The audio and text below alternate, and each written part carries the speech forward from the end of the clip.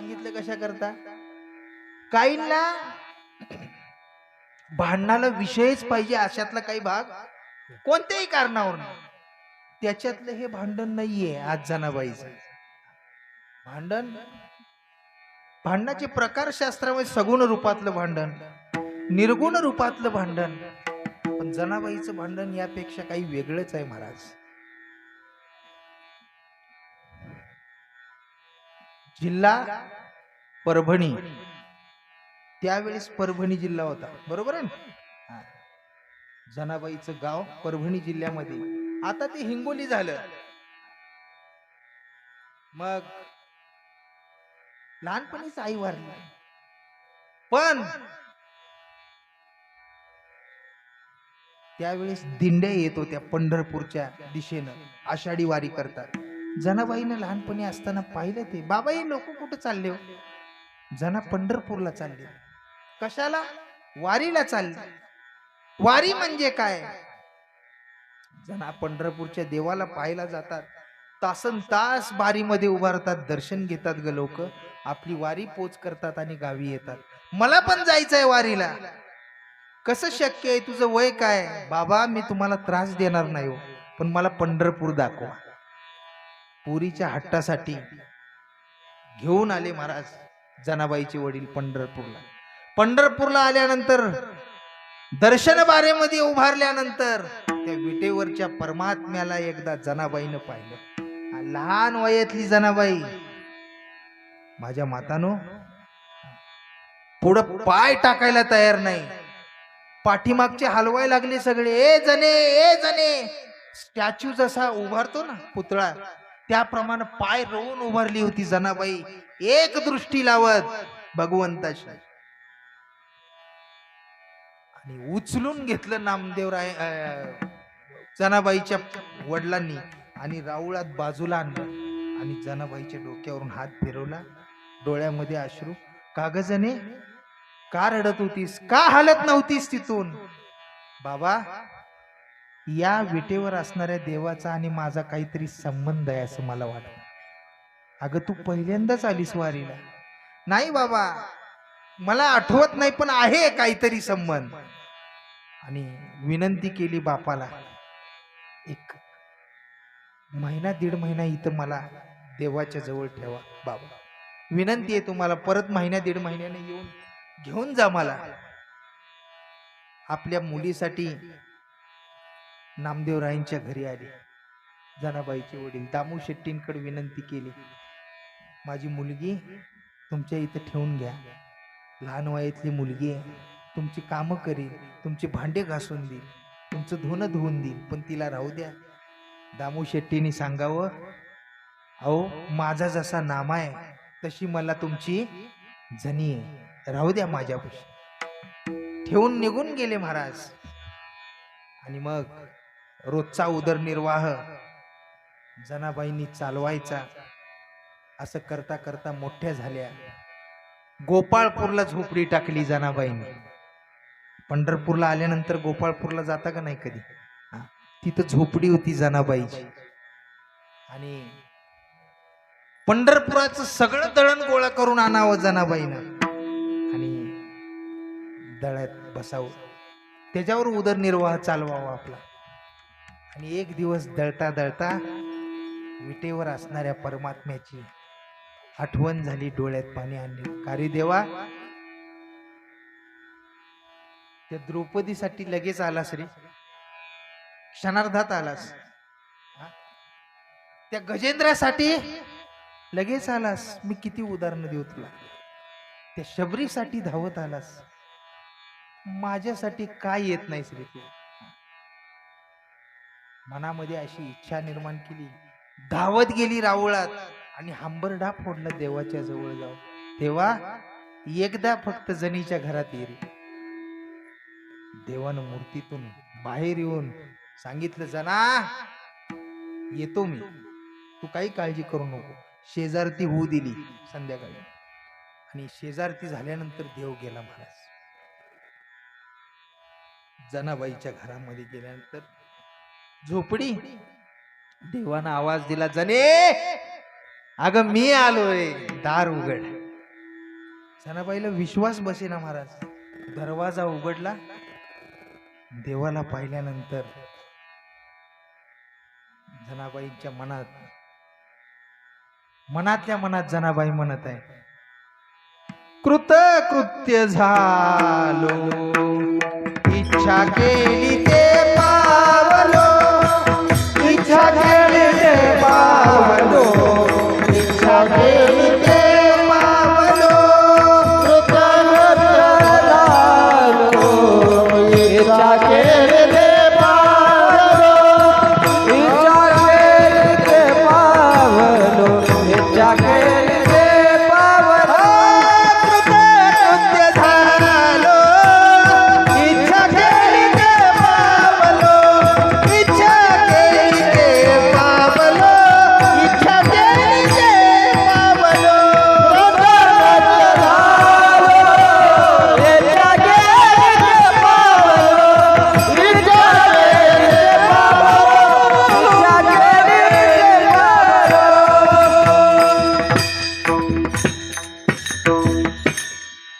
आज मी कृतकृत्य झाले. आला महाराज झोपडीमध्ये. जनाबाईच्या झोपडीत आल्यानंतर ती जात पाहिलं. मोर मुकुट काढून टाकला, कमरेचा शेला काढला, दागदागिने फेकून दिले कोपऱ्यामध्ये देवानी. आणि जनाबाईला म्हणत आहे, जना हे काय ग, हे जात आहे म्हटले. देवा जात म्हटले, तुला माहिती आहे का जना, हे जात असं चालत नाही. जात समजतं का तुम्हाला? आता राहिलं बघायला मिळालं तर कुणाच्या बाथरूम मध्ये पाय घासायला ते सापडत. पूर्वी माझ्या माता भगिनी त्या जात्यावर दळण करायच्या. मला हे जात असं चालत नाही जणे म्हटले. मग हे जात कसं चालतं माहितीये का? पुढं तू गाणं म्हणायचं आणि माग मी म्हणायचं, असं जात हे चालतं म्हटलं. मन म्हटले जणे. जनाबाई लाजल्या. नाही म्हटले, तू मन. आणि मग जनाबाईनं म्हणावं, विठ्ठल आमुचा पिता गे, विठ्ठल आमुचा पिता गे. देवानी काय म्हणायचं? देवानी तसंच माग म्हणायचं, बदल नाही. विठ्ठल आमुचा पिता गे, विठ्ठल आमुचा पिता गे. इथपर्यंत ठीक होतं ना. पण पुढं जनाबाईनी म्हणावं, रुक्माई माझी माता गे, रुक्माई माझी माता. आता विचार करायचा होता ना, विचार करायचा होता ना देवानं. काही नाही, देवाने तसंच, रुक्माई माझी माता गे, रुक्माई माझी माता. काय आनंद आहे महाराज तो. देहभान विसरून जात होता माझा विटेवर परमात्मा. हे सारखंच चालू झालं. रोज रात्र झाली, शेजारती झाली की निघायचं. पंढरपूरला देवाच्या शेजारीच मंदिर रुक्माई मातेचं आहे. रुक्माई मातेने विचार केले, गिराईक रात्री जातय कुठं, काय भानगड आहे. जरूर दाल में कुछ.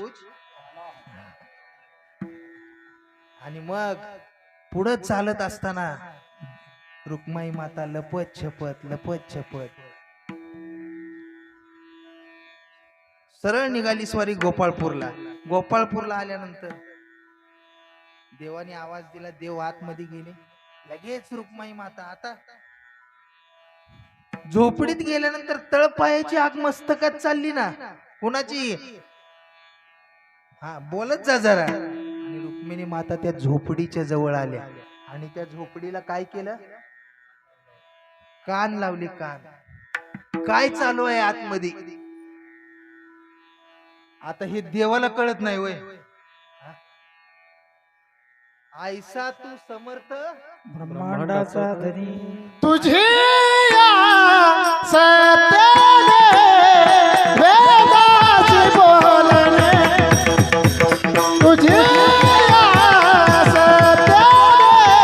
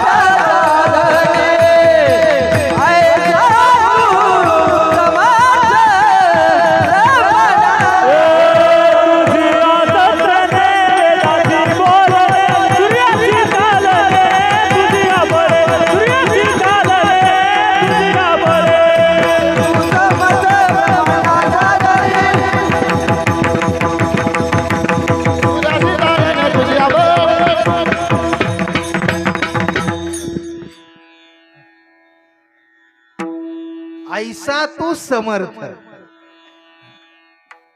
खेळ तो येण्याची खेळावा. त्याला समजत नाही का? म्या बोलविल्या वेद बोले, म्या चालविल्या सूर्य चाले. राज आणि मग देवानी सांगावं, ए जणे आज गाणं मोठ्यानं म्हणायचं बर का. देव असं का म्हणायला लागलाय जनाबाईला? काय जनाबाईला याची काही कल्पना? म्हणले मोठ्यानं, रोजच्या पेक्षा मोठ्यानं. देवाने सांगितल्यावर जनाबाईनी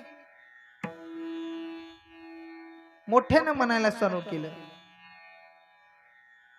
विठ्ठल मुचा पिता गे, विठ्ठल मुचा पिता गे.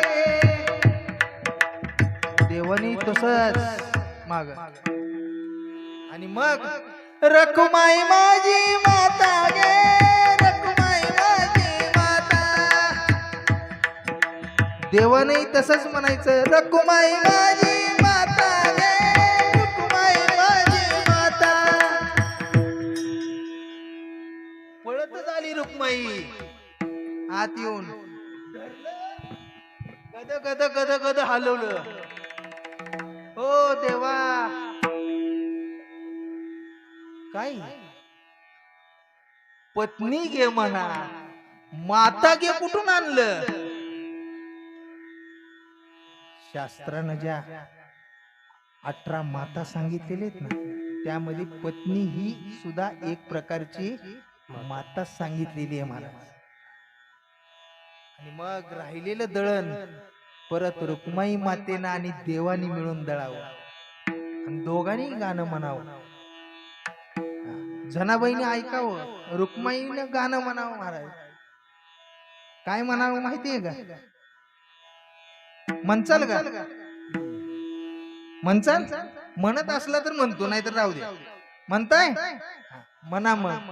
सुंदर माझे जाते ग फिरते बहुत,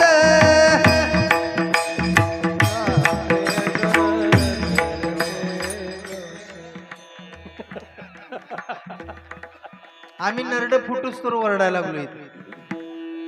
शेजारनी बरोबर भांडताना असंच भांडता का? खरं प्रामाणिकपणानं सांगा, भांडणं लागल्यानंतर असं भांडता का? तिथं नरड फुटूस तर आवाज काढता घेऊ.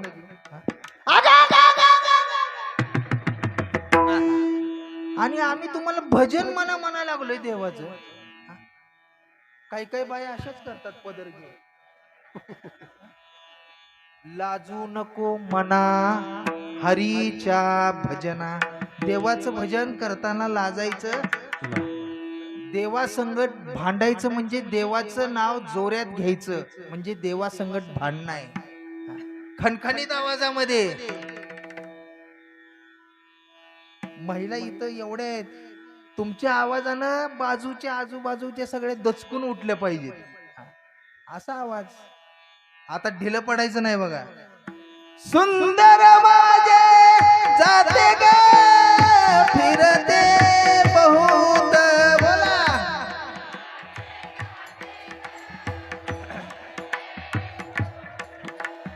ओव्या गाऊ कौतुके तू ये रे बा विठ्ठला.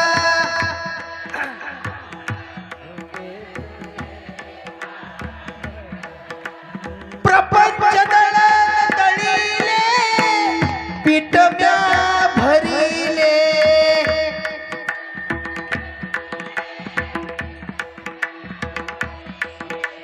सासू पुढे ठेविले ये रे बा विठ्ठला.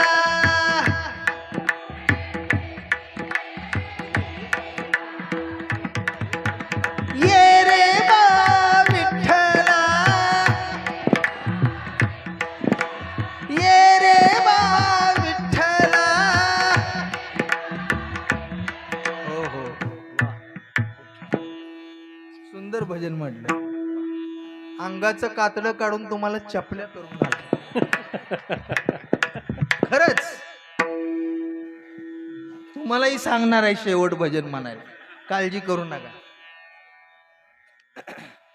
विषयाला पूर्ण मला हात घालता येणार नाही, मी टच करत पुढे चालणार आहे. वेळेची आपल्याला मर्यादा आहे, बरोबर आहे ना? का चालू दे 4 वाजेपर्यंत? किती जणांना वाटतं 4 वाजेपर्यंत कीर्तन चालावं? म्हणजे संपूर्ण बहुमत नाहीये, मला करायचंही नाहीये. काळजी करू नका, 10 मिनिटात मी समारोपाकडे चाललोय. असो, अभंग जनाबाईंनी घेतल्यानंतर ह्या अभंगाची पार्श्वभूमी कशी तयार झाली, नुसतं मी स्पर्श करत चालायला लागलोय. लक्षात घ्या, ज्या वेळेस भगवान परमात्म्याला एक दिवस असा उजडला की दळण दळता दळता, पीठ भरता भरता सकाळी 4 वाजलेली देखील कळले. आणि ज्या वेळेस महाद्वारातला आवाज कानावर आला,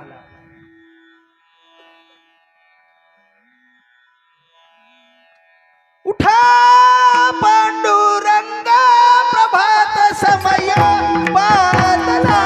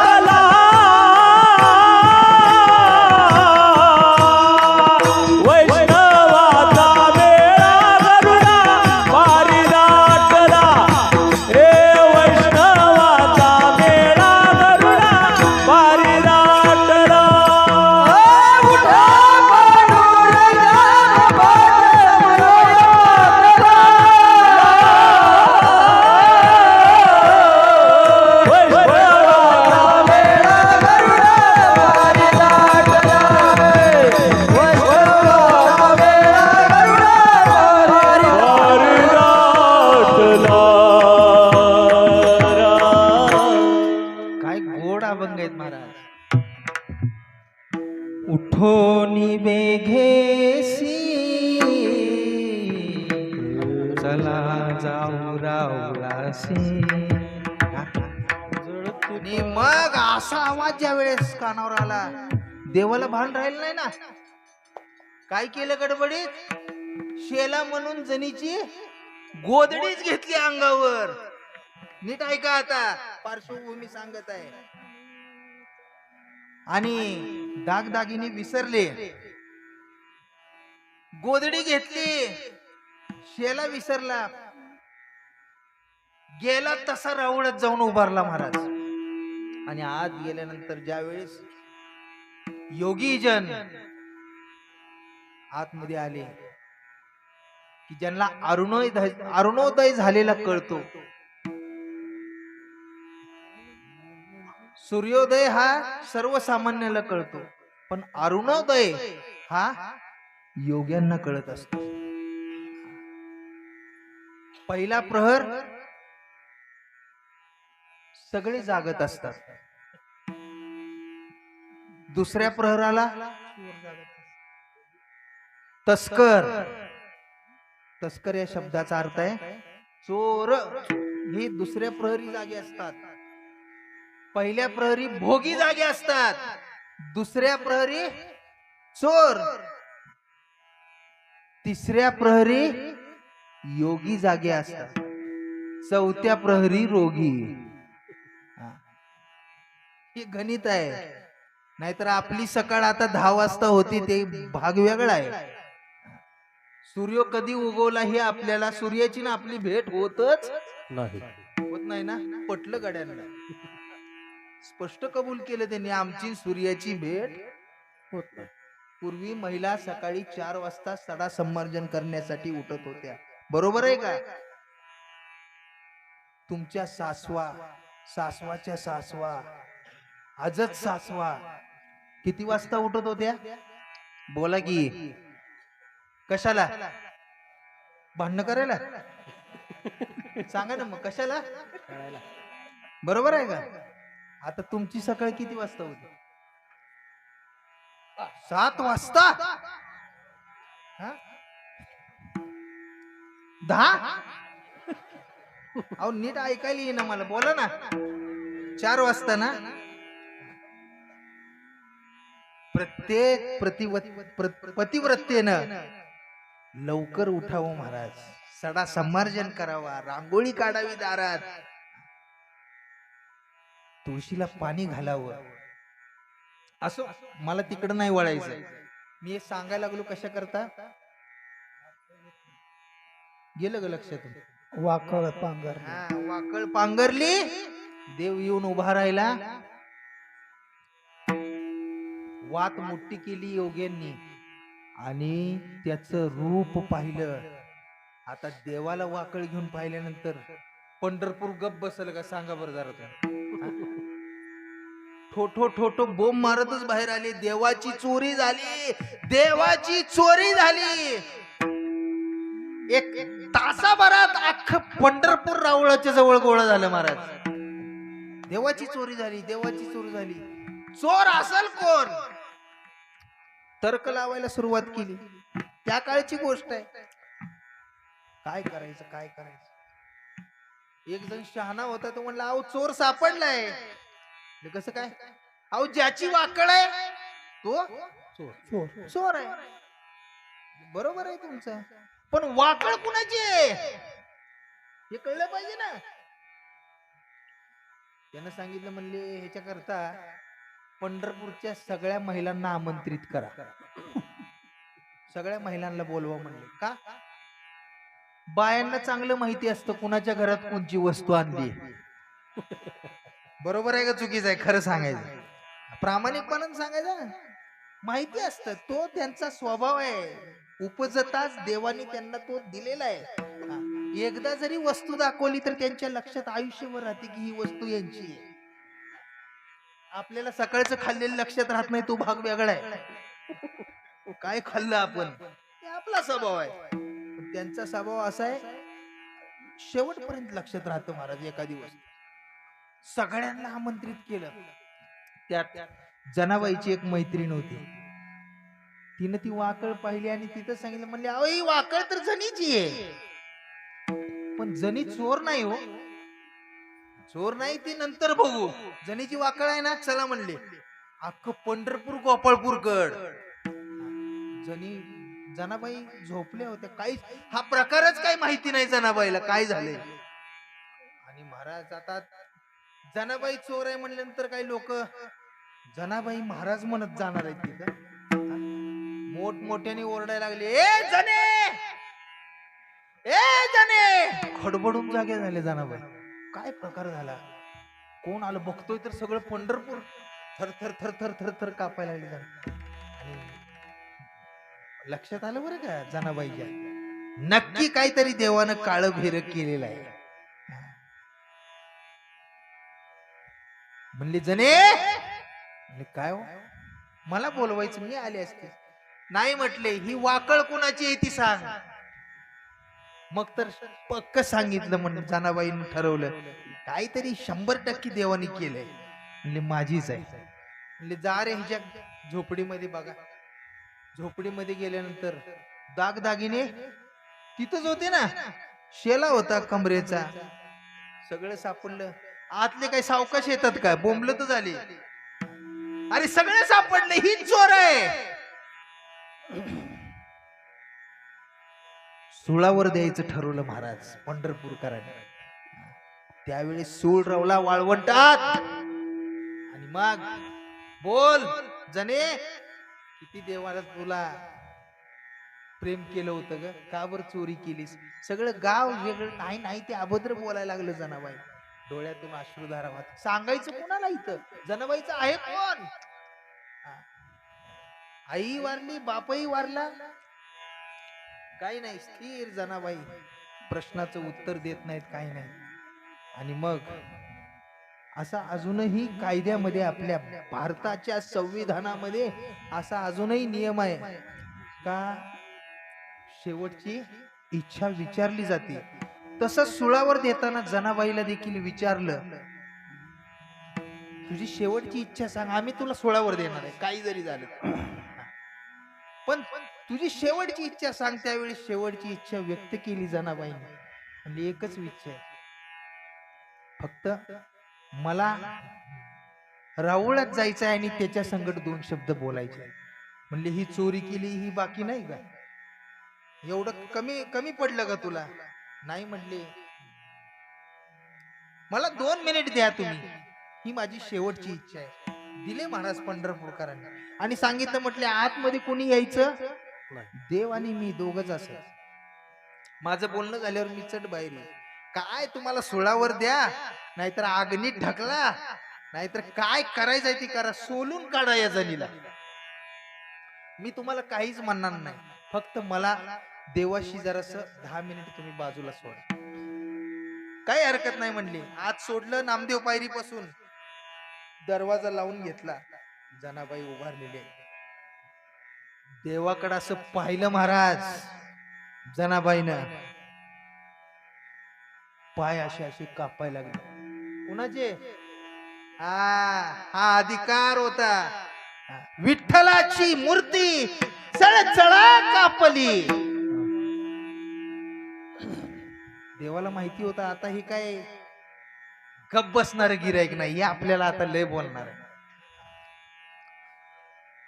आणि मग सांगितलं, देवा याच्यासाठी जणीच्या घरात येत होता वय रे? हे करायचं होतं ना तुला शेवट? बरोबर आहे. अरे कुणाचं चांगलं केलंय तू? एक तरी असं मला उदाहरण दे की याच चांगलं केलंय. सगळ्याच वाटुळ करायसाठी तू या विटेवर उभारलास. दुसऱ्याचा अधिकार आहे का बोलायचा असं? कुणाचं चांगलं केलंय? आणि मग जना देव म्हणायला लागला, बोलायला लागला, जने असं नको ग बोलू. कुणाचं चांगलं, मी कुणाचं वाईट केलंय? म्हणले एकही शब्द तोंडातून बोलू नकोस. मी लिस्टच्या लिस्ट तुझ्या समोर ठेवते. पहिल्या चरणात सांगते जनाबाई, काय सांगते? पुण्यवंत पाताळ लोकी नेला. म्हणजे राजा बळी हा पुण्यवान होता, ज्याला येईल त्याला दान देत होता. इतकं पुण्याचं काम करून त्याला तू काय केलंस रे?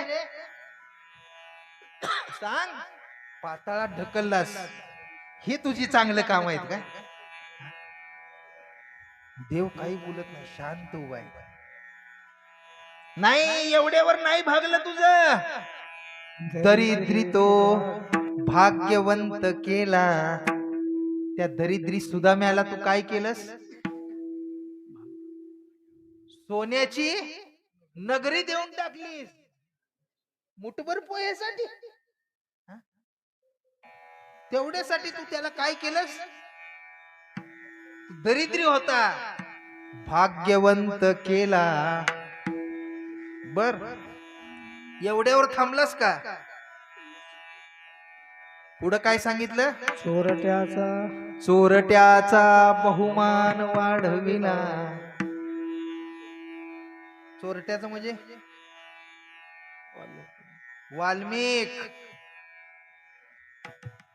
वाल्मिक ऋषी आधी कोण होते माहितीये का तुम्हाला? वाल्या कोळी. एक माणूस मारायचा आणि एक खडा रांजणात टाकायचा. अशी किती रांजणं भरली होते? आपण कुठंच बसत नाही ओळीमध्ये त्यांच्या. इतकं पाप. पण संताची भेट झाली महाराज, नारदाची भेट झाली. इतकं पाप करणारा तू वाल्या, त्याचा बहुमान तू वाढवलास. चोरट्याचा बहुमान वाढविला, आणि एवढंच नाही, कीर्तिवानाचा अपमान केला. कीर्तिवान करण्याचा तू अपमान केलास.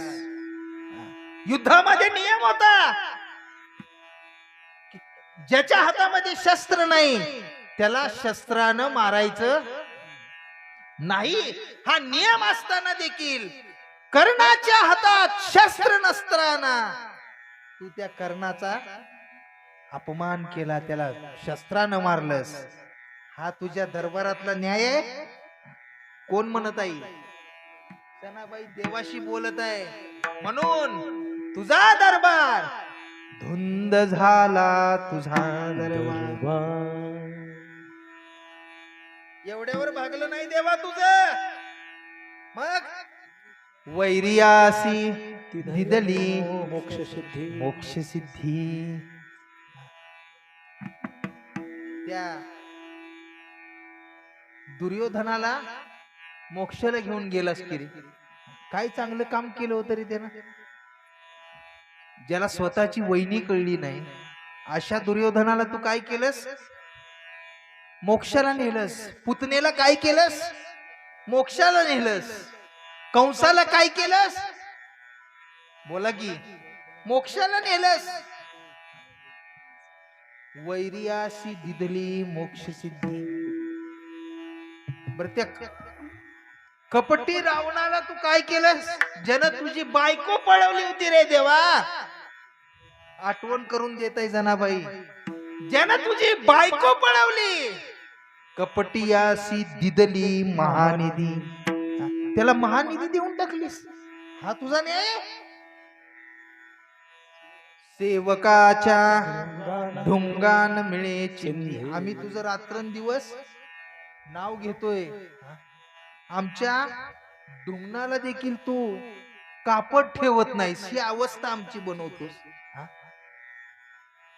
आणि पुढं काय सांगितलं? चाळकासी त्रैलोक्य भावे वंदी. चाळक हा शब्द कुणाला वापरला? चाड्या करणार.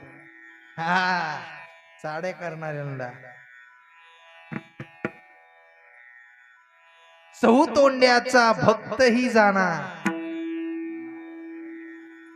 खूप त्या खेड्यामध्ये सुंदर सांगितलंय. आता मला टाइम नाही तुम्हाला सांगायला, तेवढा वेळ नाहीये. आता नारदाला शब्द वापरलाय चाळक, की ज्यानं माणसामध्ये माणूस ठेवला नाही, राक्षसामध्ये राक्षस ठेवला नाही, देवामध्ये देव ठेवला नाही. अशा नारदाला सगळं जग वंदन करतय. चाळकासी त्रैलोक्य भावे वंदी. हा तुझ्या दरबारातला न्याय आहे. म्हणून तुझा दरबार कसा झाला? धुंद झाला तुझा दरबार. पुढं सांगतात जनाबाई, पतिव्रता देवव्रता गुंतविली. त्या उर्मिलेला 14 वर्ष त्या दरवाजात उभा केलं ताट घेऊन. हा तुझा न्याय का रे देवा? 14 वर्ष. पण राहू दे, तिचंही सोडून दिलं. पुढं असं का केलंस रे? वेश्या गणिका ती सत्यलोका नेली. ती गणिका नावाची वेश्या, जिनं हजारो घर बर्बाद केले, माणसात माणूस ठेवला नाही, इतकं पाप केलेली गणिका, तू तिला कुठं नेलंस? सत्यलोका नेली. हा न्याय आहे तुझा? पुढं कळी स्वकुळा लावियली. स्वतःच कुळ तू शिल्लक ठेवलं नाही. सगळे यादव मारून टाकलेस. हा तुझ्या दरबारातला न्याय आहे का? म्हणून तुझा दरबार धुंद झाला, तुझा दरबार. खूप काही सांगण्यासारखं आहे, पण आपल्याला वेळ नाहीये आता. शेवटच्या चरणात सांगतात सत्यवानाचा बहु केला छळ सत्यवानाचा बहु केला छळ सत्यवानाचा बहु केला सत्यवानाचा बहु केला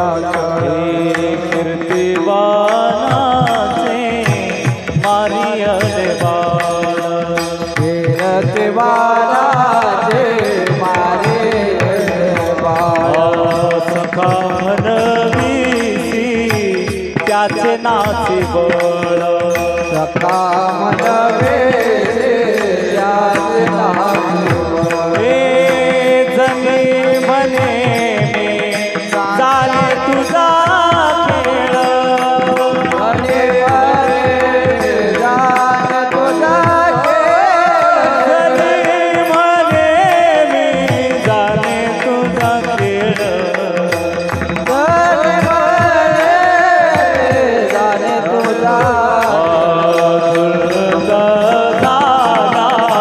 तुझा दरबार दुर्ग झाला तुझा दरबार दुर्ग झाला तुझा दरबार दुर्ग झाला तुझा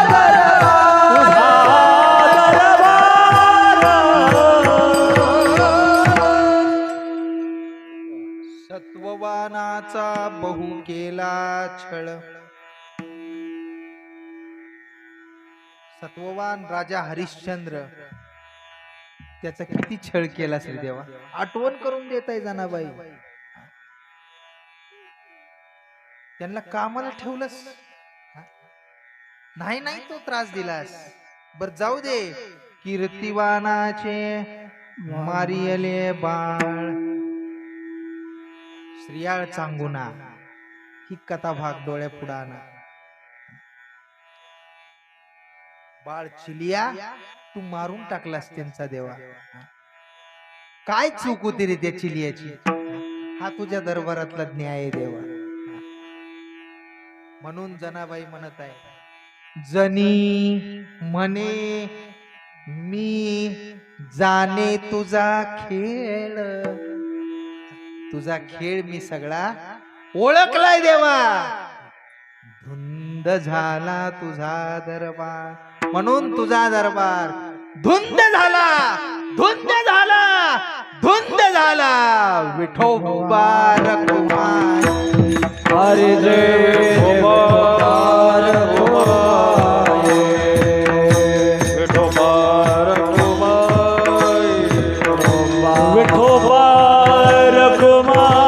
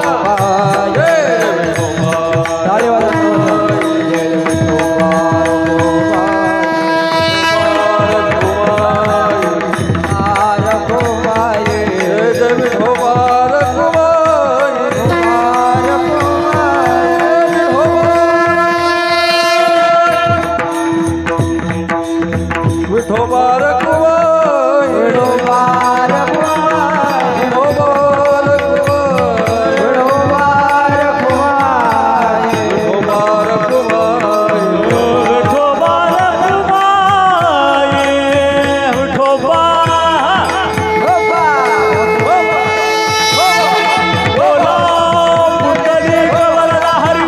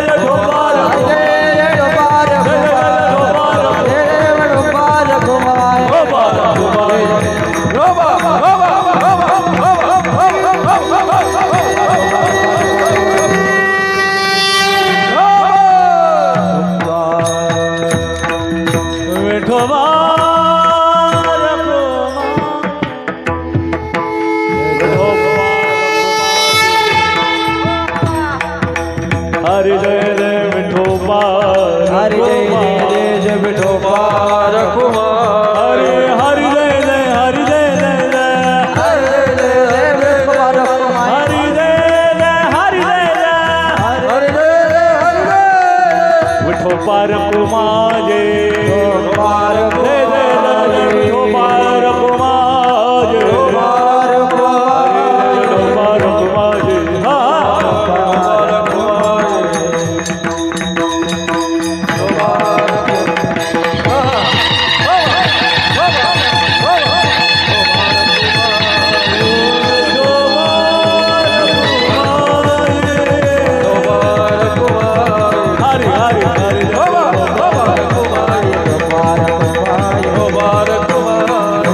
रखुमाई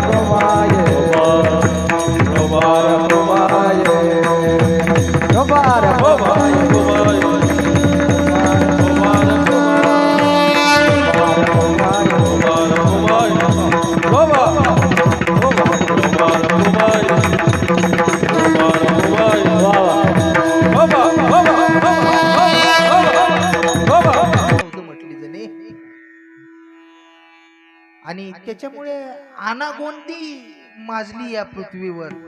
कसं आहे म्हटले जणे माहिती आहे का, सुख आणि दुःख हे समान असले पाहिजे. शास्त्रानं सांगितलेलं आहे, गीतेनं सांगितलेलं आहे, सुख दुःख समे कृत्वा लाभा लाभो जया जयो. सुख दुःख समान असले पाहिजे.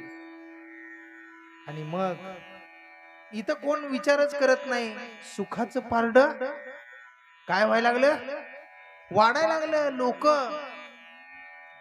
सगळे श्रीमंत व्हायला लागले. जग हे श्रीमंत आणि गरीब याच्यावर चाललेलं आहे, डिपेंड आहे. आता सध्या सगळेच जर श्रीमंत झाले तर कोण कोणाला या जगामध्ये ओळखणार नाही महाराज. म्हणून हे त्याला कळलंच नाही त्या राजाला की कोणाला किती द्यावं. म्हणून मी त्याला सरळ तिथून उचलला आणि कुठं नेला, बोला की पाताळात नेला. पण पाताळात नेलाय बरोबर आहे, पण पाताळात गेल्यानंतर मी त्याला पुन्हा त्याचं राज्य तिथं स्थापित करून दिलं. बळीराजाचं. आणि त्याला विचारलं, बळीराजा, मी तुला पाताळात आणलंय, तुझं राज्य मी तुला इथं स्थापित करून दिलंय, अजून काय काम करायचं असेल तर सांग मला. त्यावेळेस बळीनं सांगितलं, म्हटले काय की माझ्या दारावर उभार आणि रक्षपाळाचं काम कर, द्वारपाळाचं काम कर. जने मी अजूनही त्याच्या दारामध्ये तिथं उभारलेलोच आहे. जने सांग, जने माझ्याकडून काय चुकलं, मी काय वेगळं केलं जने, म्हणून माझा दरबार धुंद झालेला नाही. जने पुढं म्हणतात देव, तू म्हणतेस ना दरिद्री तो भाग्यवंत केला. का केला माहितीये का जने? अगं मी प्रेमाचा काय भुकेला आहे, थोर प्रेमाचा भुकेला. आणि त्या प्रेमापोटीच त्याने जे मला पोहे दिले आणि मला त्याला सोन्याची नगरी द्यावी लागली. काय चूक केली गजनी? माझ्या दरबारामध्ये न्याय आहे, अन्याय नाही. माझा दरबार धुंद झालेला नाही. पुढं म्हणतात कीर्ती चोरट्याचा बहुमान वाढविला. मगाशी सांगितलं होतं की अखंड पाप करणारा तो वाल्या कोळी, त्याला कधी राम हा शब्द उच्चारता आलाच नाही महाराज. माहितीये का तुम्हाला? त्याला राम म्हणायला लावलं तर काय म्हणायचं माहितीये का? मारा मारा. त्याला मारायचंच माहिती होतं फक्त. त्यावेळेस नारदानी सांगितलं काही हरकत नाही वाल्या, मारा मारा मन. मारा मारा मारा मारा म्हणता म्हणता रामा रामा रामा हा शब्द तयार झाला. उरफाट्या नामे वाल्मिक तरला. नुसता तरला नाही महाराज, काय केलं? केले रामायण.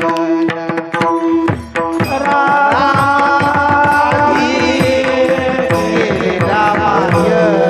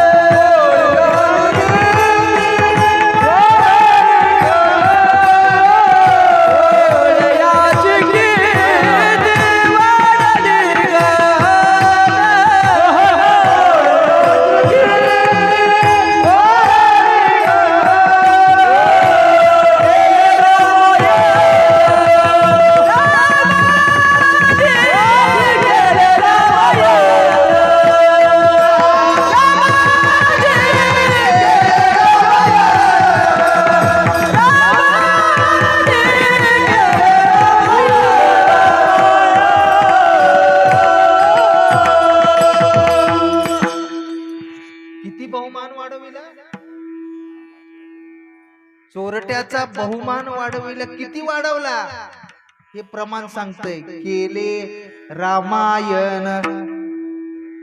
बोला रामा आधी, नंतर नाही म्हटलं. आधी रामायण तयार झालं आणि वाल्मिक ऋषींनी जसं रामायण लिहिलं तसं रामाला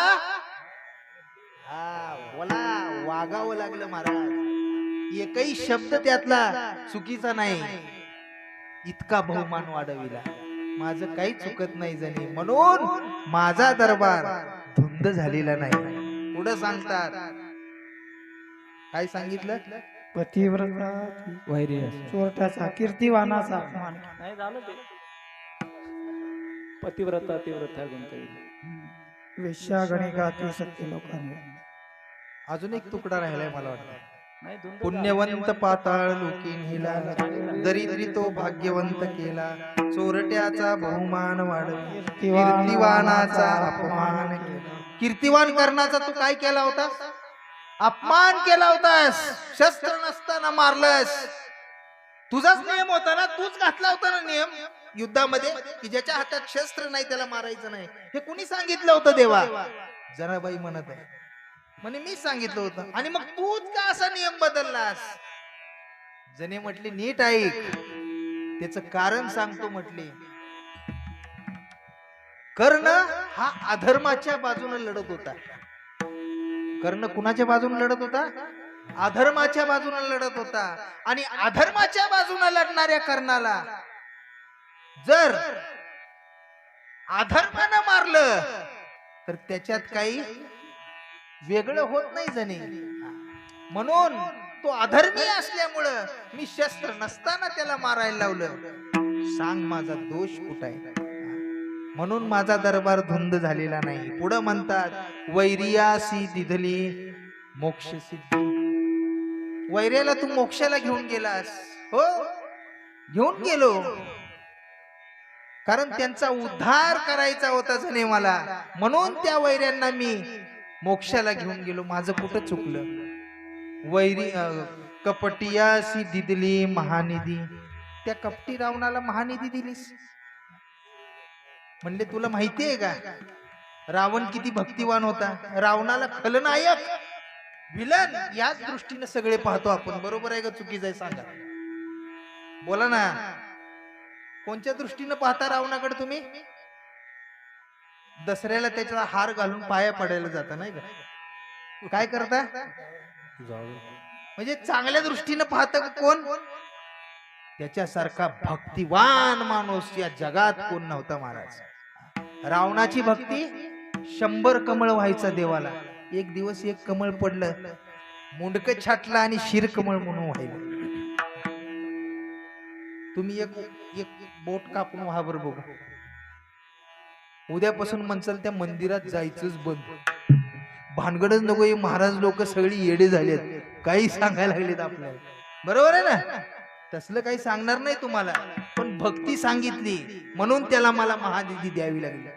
जरी बायको चोरली असेल माझी तरी काय झालं? त्याच्यासारखा भक्तिवान माणूस, त्याच्यासारखा शास्त्रशुद्ध माणूस, त्याच्यासारखा अभ्यासू माणूस रावणासारखा या जगात दुसरा कोण नव्हता.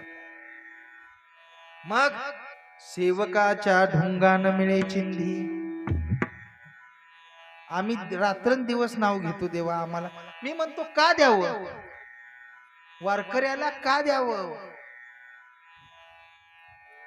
आणि जर दिलं तर असं म्हणतात की वारकरी हा जागेवर राहणार नाही जर जास्त प्रमाणात जर वारकऱ्याला व्यवस्थित दिलं तर. म्हणून ठाईचा करंटा करुणी ठेवी. म्हणून माझा दरबार धुंद झालेला नाही झाले. सेवकाच्या ढोंगान मिळे चिंदी.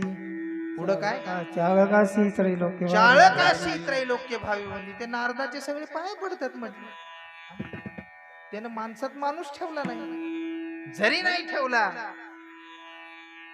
तरी अखंड रात्रंदिवस देवाचं नामस्मरण नारदाचं चालू. नारायण नारायण नारायण नारायण. याच्यासाठी भले भले देवाचं नाव तोंडात येण्यासाठी शेवटच्या वेळेला अवघड आहे. राम राम म्हणता जाओ माझा प्राण. हे फार अवघड आहे. शेवटची उडी सांभाळायला पाहिजे. आता वेळ नाही मला सांगायला, नाही तर फार सुंदर सांगितलं असतं तुम्हाला. नामानंद महाराज याच्यासाठी फार सुंदर उदाहरण द्यायचे महाराज.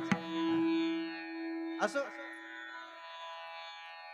त्याच सगळं वंदन करतात त्याला, तर तो वंदनीय होता म्हणून मला त्याला तसं करावं लागलं. जणी यात माझा दोष नाही. म्हणून माझा दरबार धुंद झालेला. पतिव्रता देवव्रता गुंतविली. उर्मिलेला किती वर्ष उभा केलंस? 14 वर्ष. काय तिनं वाकडं केलं तरी तुझं? म्हणले जणी तुला माहितीच नाही ग. मग म्हणले का?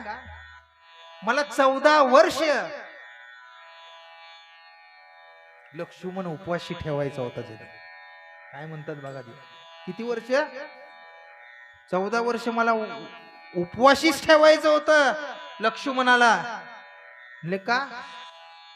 तुला माहितीच नाही म्हटले. मग जणी म्हणले इंद्रजिताला वर होता, जो कोणी 14 वर्षाचा उपवास करल त्याच्याच हातून तुझं मरण येईल. न जाणो त्या दिवशी जर उर्मिलेच्या हातातला ताटातला एक घास जर लक्ष्मणानं खाल्ला असता तर इंद्रजिताला मारायची ताकद ही लक्ष्मणामध्ये नसली असती म्हटली जणी. म्हणून त्याच्यासाठी मला 14 वर्ष तिला तिष्ठत उभा करावं लागलं, आणि ती तिष्ठत 14 वर्ष उभा आहे म्हणून लक्ष्मण इकडं उपवाशी राहिला, आणि लक्ष्मण उपवाशी राहिल्यामुळं इंद्रजिताला मरावं लागलं. काय चूक केली म्हणून माझा दरबार धुंद नाही. म्हणले पुढं, वेश्या गणिका ती सत्य लोका. तिनं कोणतं काम केलं चांगलं म्हणून तू सत्य लोकाला घेऊन गेलास? आत्ताच सांगितलं तुम्हाला याचा अर्थ काय. राम राम म्हणता तिच्याकडे पोपट होता. अंतकाळ जवळ आला, पोपटाचं नाव तिनं ठेवलं होतं राघवा. आणि मरताना पोपटाकडे लक्ष गेलं, आणि मी मेल्यानंतर या पोपटाचं काय असा विचार मनात आला गणिकेच्या. राघवा राघवा राघवा, जीव सोडला. अंतकालेच मामेव स्मरण युक्त्वा कलेवरम. अंतकाळी ज्याचं नाव मुखामध्ये आलं, देव त्याला राघवा म्हटल्यानंतर घेऊन गेला महाराज. वेश्या गणिका ती सत्यलोका नेली. काय चूक केली मी? बर, कळी स्वकुळा लावी आली. स्वतःच्या कुळाला कळ लावलीस, मी नाही लावली जाणे, यादवानीच लावून घेतली. हा, यादव इतके शब्द वापरू का आता, इतके माजले होते महाराज, इतके माजले होते दारू पिऊन पिऊन. दारू पिऊन पिऊन त्यांनी एकमेकाला संपवलं, त्याच्यात माझा दोष नाही. यादव वृंदा ही गोष्ट बरी नाही केली, धुंद झाला तुझा दरबार. अजिबात धुंद झाला नाही म्हटलं. आणि शेवटच्या चरणात सांगतात, सत्ववानाचा बहु केला छळ. का छळ केला? विश्वामित्र ऋषी परीक्षा घ्यायला आली होती, त्या परीक्षेत पास व्हायला पाहिजे म्हणून 14 वर्ष त्या सत्ववान राजा हरिश्चंद्राचा छळ मला करावा लागला म्हटलं. त्याचं बाळ मारावं लागलं, श्रीयाळाचं बाळ मला मारावं लागलं. त्याच कारण परीक्षा घ्यायला आली होती विश्वामित्र. त्या परीक्षेत पास झाल्यानंतर मी त्यांचे बाळ त्यांना परत जिवंत करून दिलेले आहेत जणी. तो उदाहरण डोळ्यापुढे ठेव, जाऊन बघ त्यांचे बाळ जिवंत आहेत का नाही ते. माझा दरबार धुंद झालेला नाही. जनी म्हणे मी जाणे तुझा खेळ, धुंद झाला तुझा दरबार.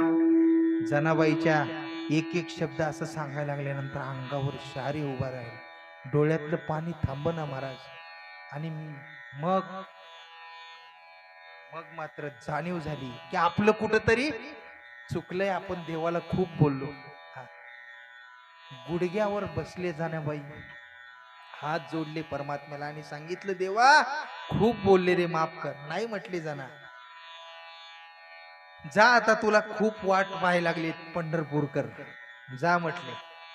सुळावर द्यायचं आहे ना तुला. पाठवलं जनाबाईला महाराज. मनगटाला धरलं जनाबाईच्या, आणि मनगटाला धरून वाळवंटा सूळ रवलेला आहे, सुळावर द्यायचं ठरवलेलं आहे. घेऊन गेले सुळापर्यंत, आणि जनाबाईनी त्या सुळाला नुसता असा पायाचा स्पर्श केला महाराज. सुळाचं पाणी झालं पाणी. आणि मग जनाबाईची टूप पेटली. देवाचं खरंच चुकत नाही. आणि मग त्याला म्हणत आहे, देवा मला पदरात घे, मी तुला नाही नाही ते बोलले. तुझा दरबार धुंद झालेला नाही. तू भक्तासाठी असाच तिष्ठत उभा राहा. एकदा सर्वजण मनानं प्रेमानं आधी देवाचं भजन करायचं. देव कुठल्या आतमध्ये सांगा बरं? बोला की राव, तुम्ही बोलतच नाही बघा. कुणाचं मंदिर आहे? राधाकृष्ण. राधाकृष्ण. एकदा त्या कृष्णाला जशी राधा हाक मारायची तसं मारायला काय हरकत आहे का आपल्याला? देवाचं भजन करू, संतांचं भजन करू, सेवेला पूर्ण विराम. बरोबर आहे? आता ढिलं पडायचं नाही बरं का. मी तुमचं लय वर्णन केले राव यांच्या पुढं. आता तुम्ही कसा आवाज काढला पाहिजे सर्वजण? गोपाल कृष्ण मुरारी, हरे मुरारी. बोला कृष्ण मुरारी, सर्वजण.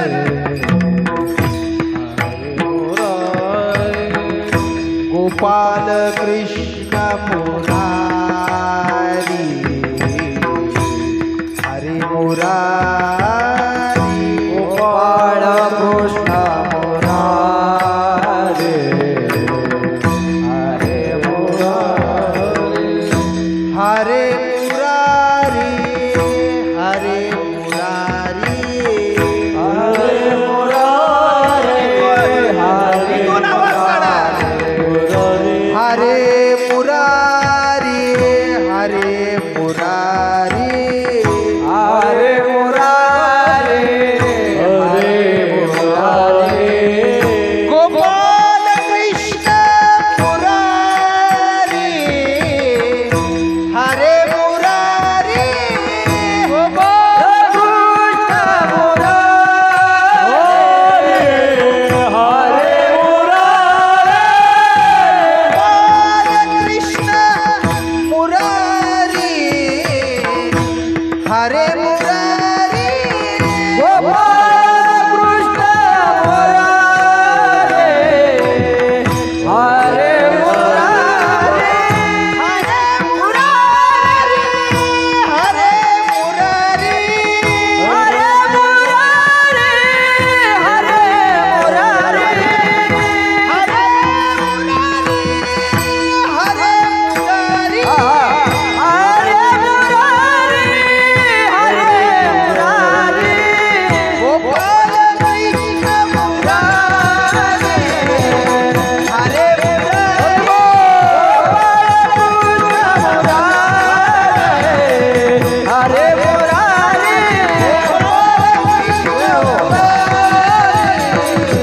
हरे मुरारी, गोपाल कृष्ण मुरारी,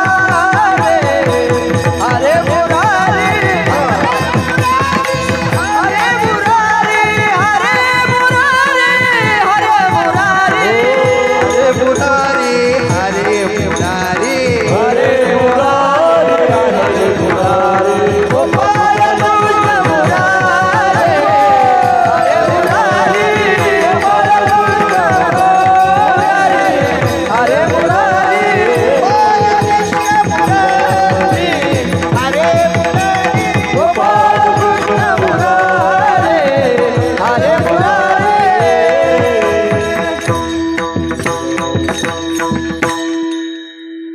कसं वाटलं? काय त्रास झाला का? दुखलं बिकलं का? हा? मग असं जर नाव घेतलं तर मूर्तीवरनं तुमच्यासाठी उतरून येईल की हो खाली. त्याचं नाव घेताना कंठी प्रेम दाटे, नयनी नीर लोटे, हृदयी प्रगटे. देवाचं नाव घेताना जर असं घेतलं. आता आपला हरिपाठ पाठ नाही नीट महाराज. हा? हरिपाठ म्हणताना राव काय सांगायचं त्या हरिपाठाची तरा.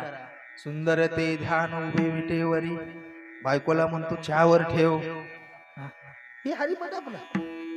करकटावरी आदन कर, लवकर तापव तापव, थंडी वाजायला लागली सुधरणा. काय उपयोग काय? मन स्वच्छ ठेवा, साफ ठेवा. बाजारातनं खायला आणतो घरात,